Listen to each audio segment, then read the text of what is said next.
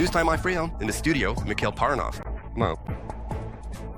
Ukraine was once again under a massive attack by the Russian Federation. Nearly 1,000 drones and 48 missiles were launched by the Russians at Ukrainian cities last night. According to the Ukrainian Air Force, the Russian army targeted critical infrastructure and residential neighborhoods. The main directions of the attack were the Lviv, Ternopil, and Kharkiv regions. The defense forces shot down 442 drones, 34 K-101 cruise missiles, and 7 Kalibr missiles. At the same time, 7 missiles and 34 attack drones hit 14 locations, according to the Ukrainian Air Force. The main strike by the aggressor country targeted western Ukraine. In Ivano-Frankivsk region, 3 people were injured, including 2 children. The Russians also attacked the Lviv region, but there were no deaths or injuries there. A strike was carried out on an energy facility, an enterprise, and a warehouse. In the Khmelnytsky region, residential buildings were damaged. 25 people were killed, including 3 children. 73 residents were injured, including 15 children. These are the consequences of the Russian attack on Ternopil. The Russian Federation Army deliberately targeted residential high-rises. In one of them, 7 floors were destroyed from the 3rd to the 9th. Rescue and emergency operations are still ongoing at the site. Employees of the State Emergency Service of Ukraine are helping people evacuate from blocked apartments. Details in the report by Yulia Belli.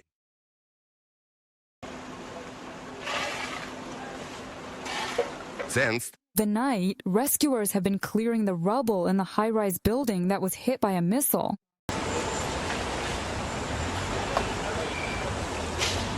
Iona's apartment is on the 1st floor. That night, she and her family were hiding in the hallway. After the strike, rescuers helped them get out of the apartment through the window. Fortunately, everyone survived. The only thing is, the girl still hopes they can save her cat, which was left under the rubble. There are still people trapped under the rubble. When the missile hit, I could hear people screaming right outside my window. You could hear the first dull thud and almost immediately after, a second one right after the first. I managed to grab the cat, but after the second strike, you couldn't see anything anymore. There was a ringing in my ears and a lot of dust. Natalia says her 21-year-old nephew lived in this building. His apartment was on the 9th floor. A Russian missile practically destroyed the building from the 9th to the 3rd floor. People are dying, innocent children. It's horrifying. On another street, many little children died too. It's unbearable. People have been left homeless. A lot of people have died. It's very hard. According to preliminary information, a Russian K-101 missile hit the building. Rescuers are still clearing the destroyed structures. The State Emergency Service of Ukraine reported that 191 rescuers are working at the sites of the attacks. Special units, dog handlers, psychologists, medics, and other emergency services have been brought in. The work is quite risky, since the building's in a critical condition and could collapse at any moment. That's why the rescuers, risking their own lives and health, are still carrying out their duties. Relief headquarters have been set up at the sites of the strikes. Medics and psychologists are working with the victims. According to the Ukrainian Air Force, this strike was aimed at western Ukraine. It is one of the largest strikes in terms of scale. Overnight, 524 aerial targets were recorded. Of those, 48 were missiles and 476 were drones. Yulia Bill and Vadim Dmitriev from Ternopil for Freedom TV channel.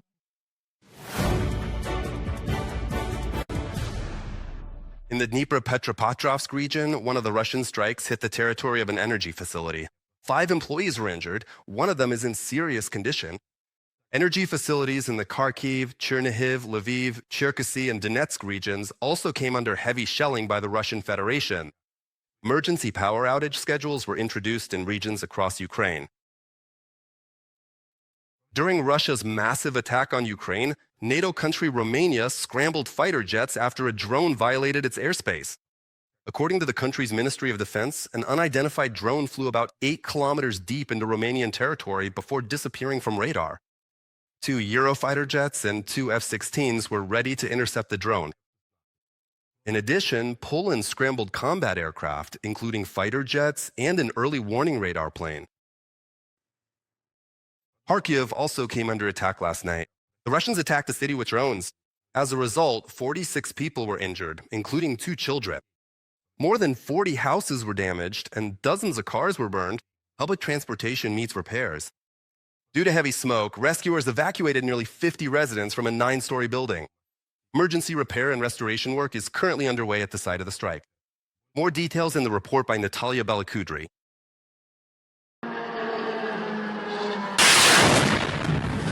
This video shows one of the drone strikes on Kharkiv. On the night of November 19th, the Russian army launched a massive attack on the city with kamikaze drones. 2 districts of Kharkiv came under attack. A total of 19 explosions were recorded. Starting at midnight, the Slobitsky and Osnovyansky districts of Kharkiv were subjected to air attacks by the enemy. Strike drones of the Garin 2 type were used. The Russian occupiers deliberately targeted residential buildings and civilian infrastructure. One of the drones detonated near the entrance of a 9-story apartment building. Parked cars caught fire. Rescuers helped people evacuate. Vera is 86 years old. The blast wave blew out the balcony frame and windows in her apartment. Miraculously, the elderly woman survived. The explosion was terrifying. Right in my room. The balcony and windows were blown out. In my rent, a window that was already installed. It had just been installed recently. My daughter and I didn't sleep at all last night. We were taking out the glass, and now her boyfriend has come. They're knocking it out. The blast blew the middle part right into the room. And these panes, the ones that are situated just above the window frames, they're actually knocking them out right now and carefully carrying them away, removing them from the structure as we speak. Was it scary? It was scary. Very scary. Very. And for me, too. I'm already 87 years old. Vera's neighbors, Lyubov and Alexander, came to see what condition their daughter's home was in. At night, she called her parents and said that a Shahed had damaged their house. What did she say? Well, that it's impossible to stay there. There's nothing to breathe. She said the cars were burning badly and exploding right under the window. Well, there they are, still fitting in the car. And apparently, no one has taken them away yet. And she said, I'm suffocating here. Because of the Russian attack, 40 apartment buildings were damaged in 2 districts of Kharkiv. More than 3,000 windows were shattered. In addition, a school, a pharmacy, one of the city's supermarkets, and the shops next to it were also damaged. Since morning, employees have been cleaning up the broken glass. They say this is already the 2nd hit this year. There was no panic, nothing like that, no strong reactions. It's just apparently everyone's gotten used to it by now, that's all. Is this the first time we've suffered? Yeah. No, actually, it's not the first time at all. Actually, when there was a strike here, well, somewhere around here, the ceilings were the only things that got damaged. There wasn't much destruction. The windows were intact. Everything was fine. Emergency crews continue to seal up the buildings, clear the debris, and restore utilities. Water, heat, and electricity have already been restored to Kharkiv residents' homes wherever it was possible to do so quickly. Natalia Belakudria and Andrei Domovoy reporting from Kharkiv for Freedom TV channel. In many regions of Ukraine, efforts to eliminate the consequences of the Russian attack are still ongoing. All the necessary services are working on site, as stated by Volodymyr Zelenskyy.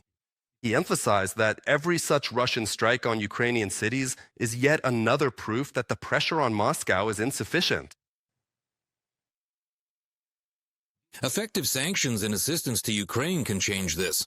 The top priority: missiles for air defense, additional systems, expanding the capabilities of our combat aviation, and the production of drones to protect lives.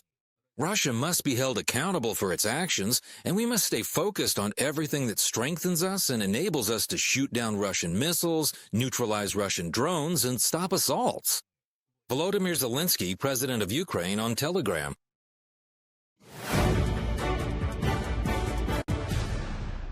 The Russian army attacked Ukrainian positions 160 times over the past day. According to the General Staff of the Armed Forces of Ukraine, the Kostiantinivka, Alexandrovka, and Huliaipole directions remain difficult, with about 20 combat clashes recorded daily in each. The Ukrainian command calls the Pokrovsk sector of the front the hottest, where the defense forces repelled 50 attacks by the aggressor. The General Staff of the Armed Forces of Ukraine noted that in this direction, the Russians are trying to advance near Pokrovsk, Lyman, and about a dozen other settlements.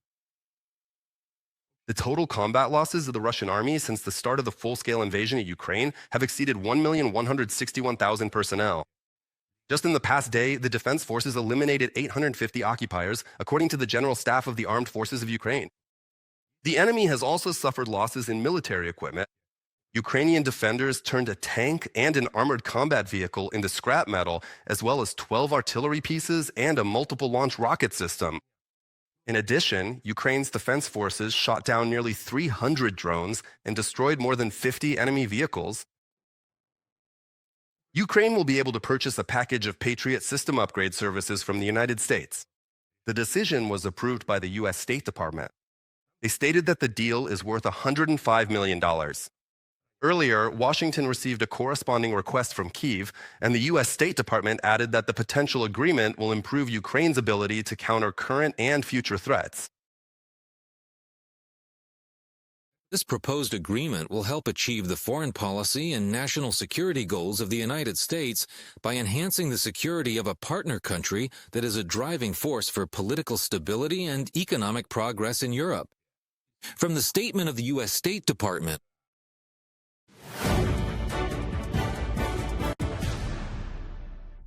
And now back to the main topic of the day, new massive attacks by Russia.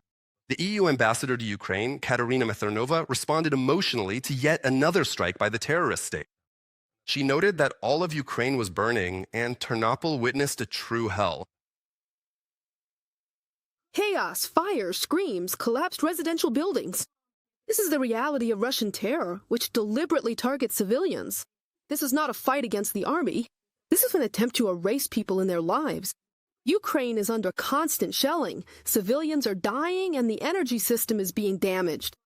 Winter's approaching, and yet Ukraine continues to fight for all of us. Katerina Mithernova, EU Ambassador to Ukraine, Facebook. Any realistic peace plan must start with pressure on the terrorist state. This was stated by Ukraine's Deputy Foreign Minister, Andriy Sybiha, commenting on the consequences of the overnight attack by the Russian Federation. the brutal and constant terror by the Russian Federation shows that any realistic peace plan must begin with pressure on Moscow to force it to engage in real diplomatic work and end the war. This is a war that Russia should never have started, a war it cannot win and refuses to end. Sanctions, isolation, and accountability can finally force Moscow to do so. Andriy Sybiha, Deputy Foreign Minister of Ukraine, on the social network X. Estonia's Foreign Minister Margus Tsahkna also agrees that true peace can only be achieved through pressure on Moscow. The diplomat called for tougher sanctions against Russia and for all those responsible for the deaths of innocent Ukrainians to be held accountable. He also emphasized that the isolation of the aggressor country must continue. Subscribe to The Gaze and stay updated on the most important events, top news from Ukraine and all over the world, in-depth analysis, exclusive reports and interviews, all on hand in our channel. Join our community of viewers and stay tuned.